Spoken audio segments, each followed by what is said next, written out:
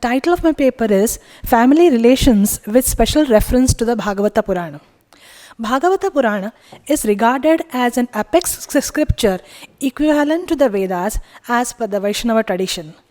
In the fifth book of the Purana also throws light on the father-son relation, wherein Ajamila on his deathbed desired to have the last glimpse of his son named Narayan. Father-son relation is not restricted to mundane temporal pleasures. It plays an important role in the realm of enlightenment.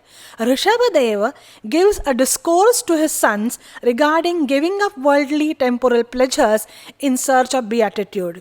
Here, the father serves as a guiding light for spiritual upliftment of his children. The onslaught of the Kali Yuga.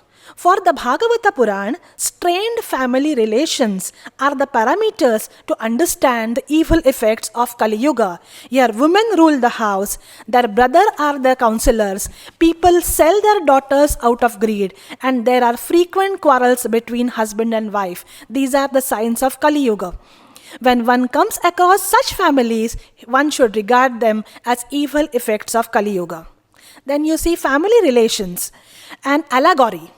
Bhakti, here Bhakti, that is devotion, is regarded as a mother. She is a young mother who has two sons, namely Gyan and Vairagya, decaying due to old age. Bhakti has also attained old age but became young after being rejuvenated by hearing the praises of Hari at Vrindavan. However, nothing could be done for her children. Narada recited the glory of Lord and could resurrect them to a certain extent. But it is only on listening to Bhagavata Jnana Yajna they regain their strength. The entire life cycle of Lord is replete with incidences exemplifying ideal family relations. For want of time, we will focus on the Lord idealizing multiple roles in the family. Lord Krishna, as a son, gave joy as a child to his foster parents Yashoda and Nanda.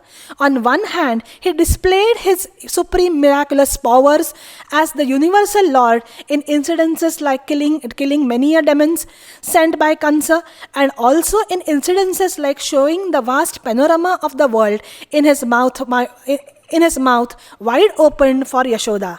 On the other hand, his Bala Leelas of stealing butter, playing with his friends in Vraja, teasing the Gopikas, breaking their pots, created Vatsalya and Madhurya Rasa in the hearts of the residents of Vraja.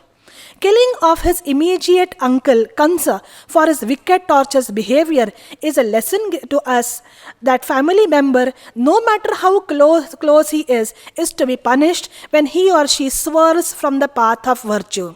The same is to be understood in the killing of Shishupal.